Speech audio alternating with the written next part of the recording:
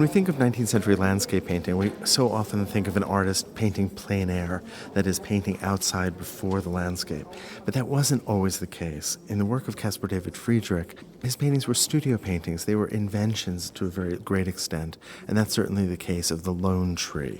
Right, he did studies outside in pencil and then would compose a painting in his studio.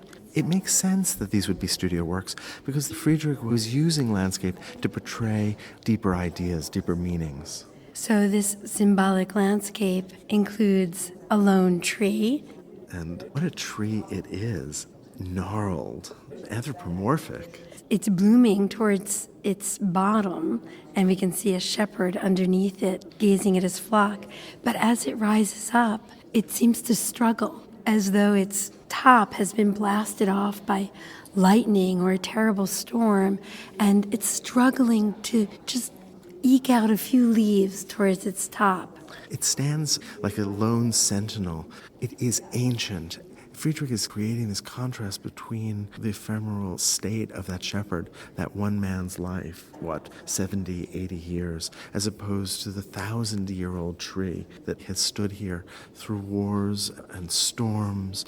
We're certainly meant to look at the top of that tree, that most beaten part, where Friedrich has parted the mountains and given us an expanse of blue sky.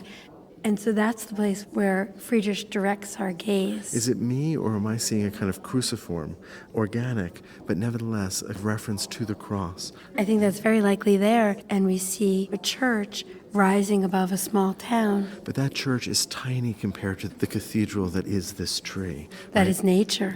Friedrich is pointing us to a kind of older spirituality. It's so interesting. When we think about traditional or classicized landscapes, say from the Baroque, we might think about the work of Claude Lorraine, who had so carefully constructed a kind of system or formula for the representation of landscape, in which trees function as a kind of curtain that is pulled aside to draw us into a deeper landscape. That is, trees frame the image. They frame the deep landscape. And Friedrich has done the reverse here. He's made the tree the main protagonist. The open spaces function as the frame for the tree. It is this move away from classicizing, although I do want to note that the idea of the shepherd and the sheep is very much a classical element that we might find in a Claude. But it's also a Christian element, a shepherd and his flock. Finding shelter under that ancient tree. But even given that cruciform, there's a sense that maybe this tree is even older, that it has a primordial spirituality. Perhaps it had witnessed the Druidic traditions. This tree is the link back to a past that is awe-inspiring in its ability to resist the forces of nature, the forces of man, the march of time.